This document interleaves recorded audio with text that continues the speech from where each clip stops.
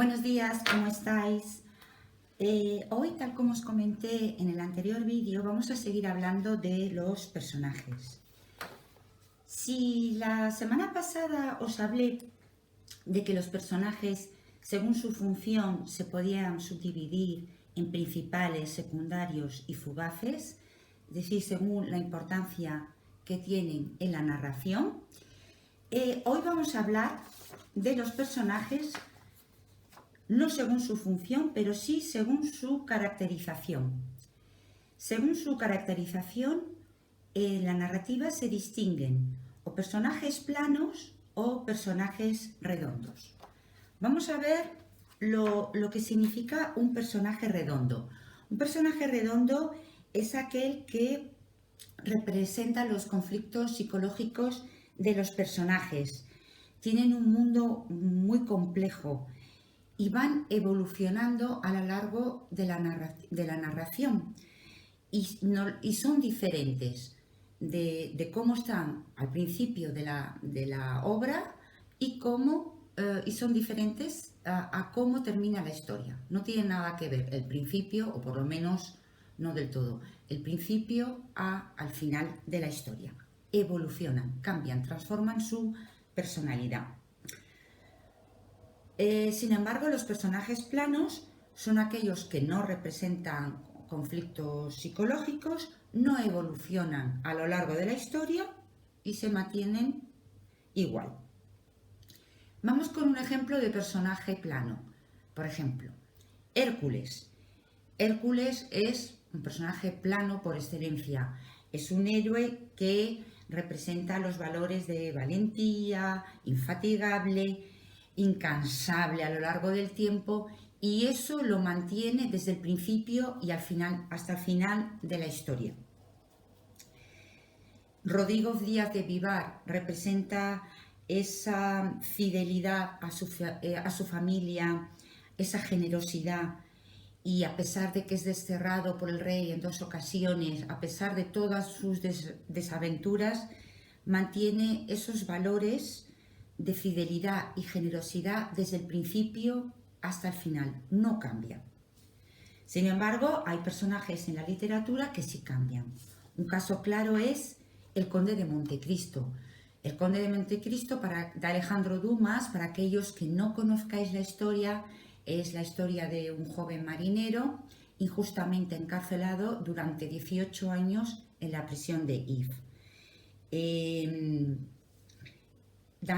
Edmundo Dantes, que es el protagonista, este marinero, aparece al principio de la novela como marinero, joven, crédulo, inocente, con bajo nivel cultural, y acaba al final de la obra en un hombre adinerado, en un hombre incrédulo, en un hombre inmensamente rico, en un hombre vengador, en juez. Nada tiene que ver la transformación de Edmundo Dantes a lo largo de la novela. El Conde de Montecristo es espectacular. Nada tiene que ver Edmundo Dantes del principio de la novela con el Edmundo Dantes del final de la novela. Los acontecimientos que le suceden le transforman su personalidad. Prácticamente lo hacen irreconocible. Por eso se les llama personajes redondos. En cambio, en la misma novela está Mercedes. Mercedes era la prometida en un principio de Edmundo Dantes, de este marinero encarcelado, y ella representa los valores de bondad y sencillez. Y a pesar de que acaba casándose con un noble, no altera sus rasgos de personalidad. Se mantienen fieles desde el principio hasta el final de la novela. Es verdad que en una novela literaria, en una obra, es complicado hacer todo lleno de personajes complejos, de personajes redondos que tienen una complejidad psicológica que van cambiando constantemente. Lo ideal en una novela es un equilibrio entre el personaje redondo, el personaje con una complejidad psicológica, y el personaje plano, el personaje que no evoluciona. Lo ideal es el equilibrio. Sin embargo, por ejemplo, en la Metamorfosis de Kafka está realmente llena de personajes redondos. El caso evidente es Gregorio Samsa. Gregorio Samsa no solamente es un joven que sufre una transformación física, puesto que pasa de ser humano a convertirse en un bicho, sino que además, también desde el punto de vista psicológico, al principio de la novela se presenta como un hombre optimista, esperanzado, y lo que le sucede acaba transformándole en un hombre triste, conformista, incluso pierde las ganas de vivir. Grete, su hermana, es la que más cambios sufre en esta novela, porque aparece como la hermana dulce, comprensiva, que va a visitar diariamente a su hermano, acaba transformándose, se acaba endureciendo, la situación no puede con ella y acaba transformándose en una mujer despiadada, fría, hasta tal punto que pide a sus padres que se deshagan de su propio hermano.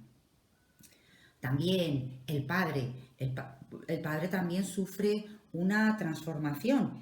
Él era un hombre, bueno, muy orgulloso de su hijo, porque él era el sustento económico, le había permitido estar en casa tranquilamente. Era un hombre, bueno, feliz.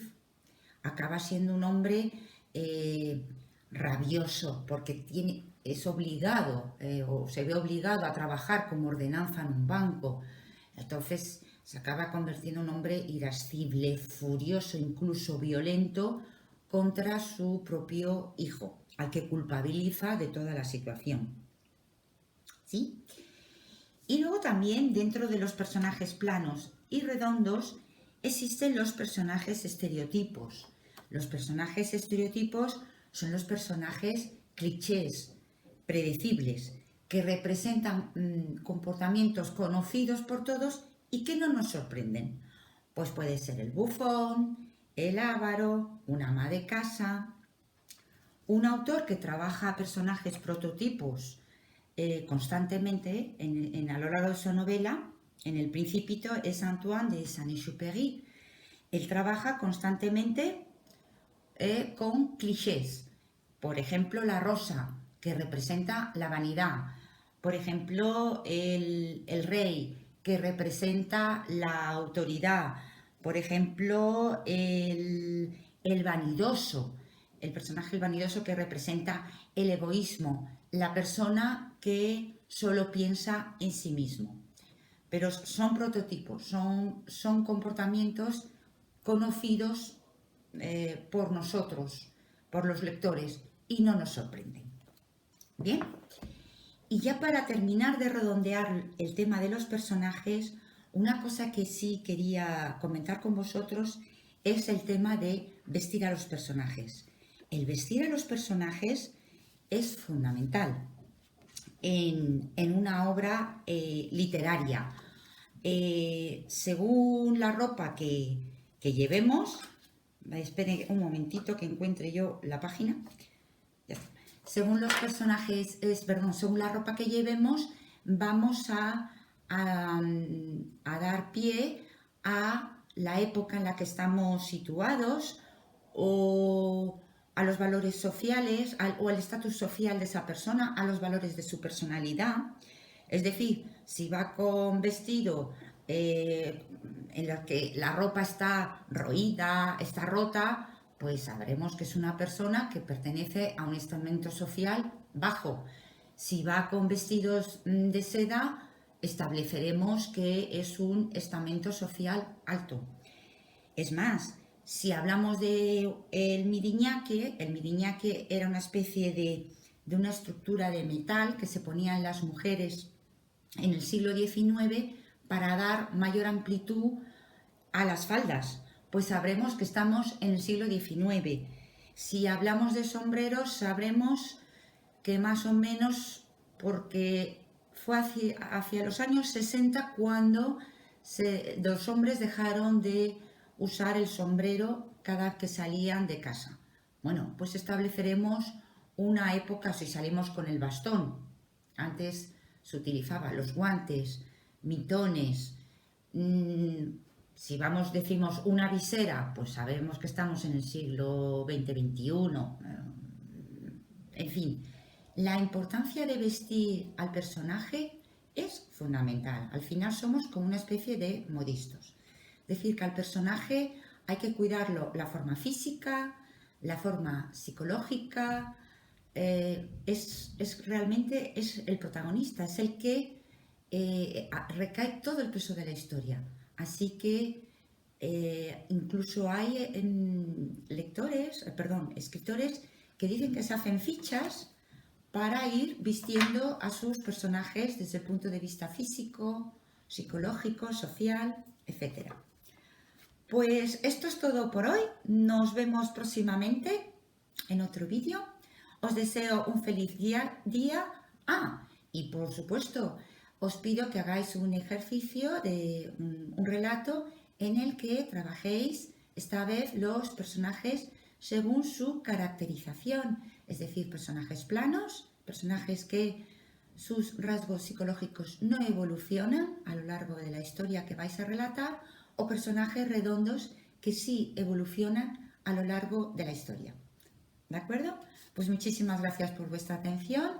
Feliz día y nos vemos próximamente. Buenas tardes.